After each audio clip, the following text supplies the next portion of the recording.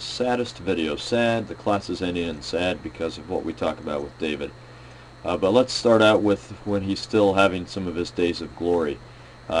David, you read in chapter 8 that David starts to defeat all sorts of people.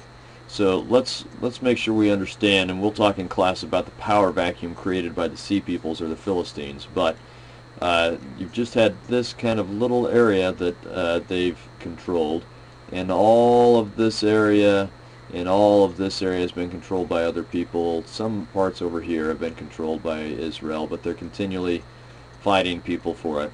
And it's under David that they finally start to defeat the Philistines, and for the most part will finally control. And so he starts to defeat the Philistines and all the Canaanites in this area. The Syrians and the Ammonites he's leaving alone, but he defeats the Edomites and all this area. So he's creating a true empire. That's what we get in chapter 8. Chapter 9, he's trying to honor one of Saul's sons, Mephibosheth, which also isn't his real name. It has to do with shame. But anyway, then eventually we get David sending some messengers to the children of Ammon. You get this in chapter 10.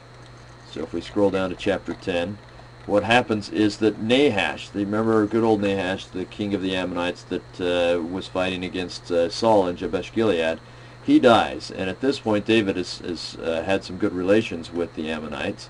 And so when Nahash dies, David decides he'll send some emissaries over to express his regrets to Nahash's son, and his name is Hanun. And Hanun receives these emissaries, and he thinks that they are spies. And so he decides to humiliate them and send them back. So he shaves them bald, both their head and their beard, and these are signs of wisdom, because as you get older and wiser, your hair and beard grow. So they go here to Ammon, these emissaries. Here's some pictures of Ammon. Most of these ruins are much later, but you can get an idea. It's much like Jerusalem, very, very steep. So he goes to Ammon, and they go there, and he humiliates them. Here's a picture of the citadel taken from a bus. Anyway, he humiliates them. So they will go from Ammon. Let's go in just a little bit here.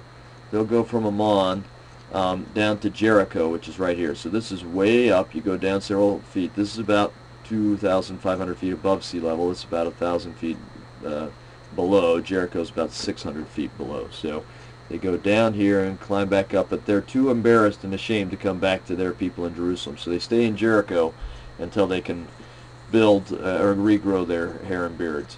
But David is so incensed at this disrespect, it really is an act of war, that he decides that he and Joab will go to war.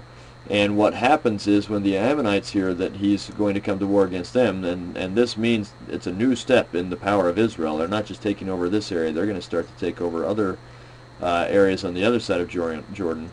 The Ammonites ally themselves with the Syrians. So here are the Syrians all around here, and they ally themselves with the Syrians. So now David really has a true two-front battle. And the Assyrians gather themselves together right here in this area. Well, to begin with, they're up here. And Joab gets his brother, and he says, let's go to battle. I'll face these guys. Let me see. I can't remember who's going to face who. Just a second. Okay, so he says that he will face the Syrians, and his brother will face the Ammonites. And so the battle with the kind of surrounded, and he says, if I have problems, you come help me, and if you have problems, I'll come help you. In the end, the charge against the Syrians is so ferocious that the Syrians all run away, and they're able to concentrate on the Ammonites. So the Ammonites withdraw into Ammon. That's where the modern-day capital of Jordan gets its name, Ammon, from the Ammonites. They all withdraw into there, and so you have a new game starting. All right, so once everyone has run away, they've got the Ammonites bottled up here in Ammon, and let's see here. They're bottled up in Ammon, and the Syrians gather more Syrians. So this disparate group from even further out and decide they really need to go to battle against David. And so they gather here, not far from where Jacob wrestled with the angel, right around here. And David also gathers there, and he is so successful that he defeats all of Syria and adds that to his empire. Now what he has left is to besiege the people of Ammon. And so he will do that. We've got some more pictures to show you of that citadel, just so you can have an idea. And this is where Uriah will end up dying. So when you picture this story, and we're not going to go into depth in the video, the story of Uriah being slain because of Bathsheba and David's relationship with her, we'll do that in class. But when you picture Uriah being arrayed against the walls and getting too close and the children of Ammon are able to kill him, this is the area that's happening. Somewhere within sight of what we've been looking at here is where that happens. Perhaps these are much later walls, but you can see how steep the city is and why it's a good place to defend, and why it's dangerous to get too close up to the walls. It's easy for them to kill people down there, and that's exactly what happens to Uriah. So anyway, this, by the way, is a little piece of architecture left behind by Solomon, David's son, there in Ammon. But this is where Uriah is slain. Meanwhile, back at the city of David, all of these tragic events have happened, where David has sinned and has been convicted by Nathan and starts to repent, fortunately. I thought I'd show you just a couple of pictures. This is an artist's reconstruction of what the city of David would have looked like at that time. Here are some pictures from basically right about here, looking down into that valley. So there you get the idea. This is the Mount of Olives right here, Kidron Valley, city of David. This is a structure that he builds. His palace is we're probably standing right about where his palace is in this picture.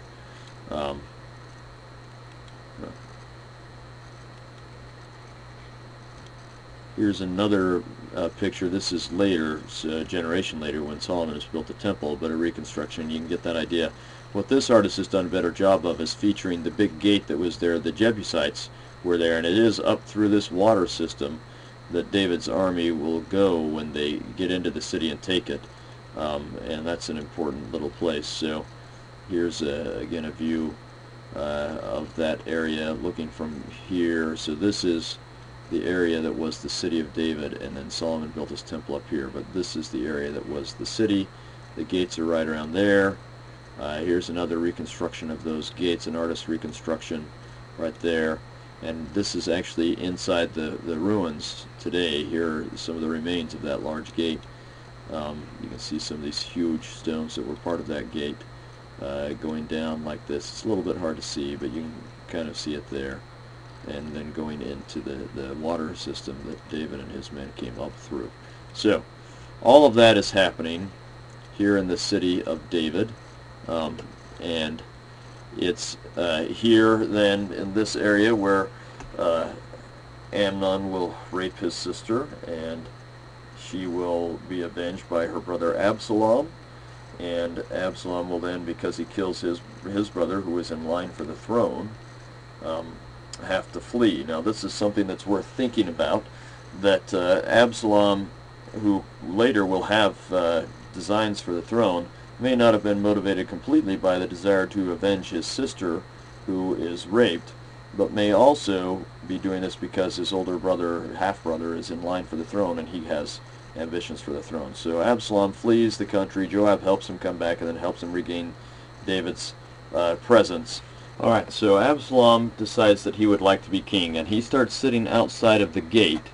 The gate is always a big and important place in Middle Eastern and Near Eastern thought and culture, because it's kind of it controls access to the city, and it's built in and out of the city. Anyway, he starts sitting outside of the gate, bringing about judgment when David is not, and starts getting the people to follow him. So he becomes very popular, and the people start to follow him. So again, he's sitting somewhere right around here, and he gets the people to follow him. Finally, David figures out that he is pulling off a coup. He's about to come in and kill David. So David decides to flee before the city can be engulfed in war. David gets a number of people who will follow him, and they will go out here and start back up the Mount of Olives. It's really, so there's good King David, who is going to go out, let's see here. Yeah, basically out from the city of David right around here, and up, probably up this seam right here over to the top of the Mount of Olives. Basically the same route that the Savior, so here you can see another view of it going up just over on this side, probably perhaps on this side. The same route that the Savior would follow during the last week of his life, going back and forth. David may have taken a slightly different route. The Savior would have taken, let's see here, if we get to this picture again. The Savior is up in the temple, so he's up in this area, and so the most natural seam for him is on this side. David is going to be a little further, probably right around here is where the gate would have been, so he may take the seam up this side, but not much of a difference. So he flees, he takes some men with him, some he sends back to be spies on his behalf and to try and persuade Absalom to do things that won't work out well for Absalom. To begin with, Zadok, who is one of the high priests, is bringing the Ark of the Covenant with him. And David says, Zadok, you go back, be a force for good there on my behalf, but what's more, take the Ark of the Covenant back in the city. I don't want it to leave the city. If the Lord will help me, then I'll come back and be there in the city with the Ark again. And if it's not the Lord's will, if because of what I've done, the Lord doesn't want me to have the kingdom, then so be it. This will be the Lord's will that someone else will have control of the city and the ark. And so Zadok goes back and will work on David's behalf there in the city. And from then on, his family will be the high priestly line. And they're known as the Zadokite priests and the Zadokite families because of Zadok, which means righteous, by the way. And so this will be an important family throughout the rest of the history of Israel because of their support for David. A number of people help David. As he gets to the top of the hill, he meets someone who has a bunch of food and a bunch of asses for he and his men that are fleeing. And this man says these are actually Mephibosheth's. He's hoping that today he gets the kingdom again, but I would rather help you. And so David blesses that man. Some people work against David, and so on. Eventually, Joab is able to gather an army, and he will start to approach from here. And so Absalom will go out to meet him. And here in the hill country of Ephraim, just north of Jerusalem, they will meet. And that is where Absalom will be caught by, presumably his hair. It says his head, but he's in the thick forest, and he's got this amazing head of hair that he's so proud of. And Absalom will slay, Joab will slay Absalom despite David's wishes. I think partially because Absalom worked so hard to help. Joab worked so hard to help Absalom, and then Absalom betrayed him. And so Joab gets his revenge, and it breaks David's heart. Even though his son has rebelled against him, he loves that son. Rebelled against him a few times, but he loves that son. And so that battle takes place in this area that used to be forested, and David is restored to Jerusalem. We find after the death of Uriah, things never go that well for David. They were nothing but glorious before and nothing but troubled after that. He has another part of Israel rebel against him, and he's able to put that down and bring them back. And some of this rebellion is the result of the fact that the kingdom was always want to separate, and it was only because of David's great charisma and the trust they had in him that they followed him. And once that trust is betrayed and everyone knows about it, it's hard for David to maintain that control. Thus, while the kingdom starts to fall apart around him, we see at the very end of his life, David is still praising the Lord and speaking through inspiration. He has in large measure found forgiveness, but his story is a sad one because of what he has lost. I just thought we'd end this kind of sad story by looking at a few pictures of Jerusalem while I read just the last little bit we have about David. Now these be the last words of David. David the son of Jesse said, and the man who was raised up on high, the anointed of the God of Jacob, and the sweet psalmist of Israel said, The Spirit of the Lord spake by me, and his word was in my tongue. The God of Israel said, The rock of Israel spake to me. He that ruleth over men must be just, ruling in the fear of God. And he shall be as the light of the morning, when the sun riseth, even a morning without clouds, as the tender grass springing out of the rain, by clear shining after the rain. Although my house be not so with God, yet he hath made with me an everlasting covenant, ordered in all things, and sure, for this is all my salvation and all my desire, although he make it not to grow. I just wanted to thank you for a great semester and a great video and map for that journey, as I've enjoyed teaching you in the class and here on the videos. I appreciate it.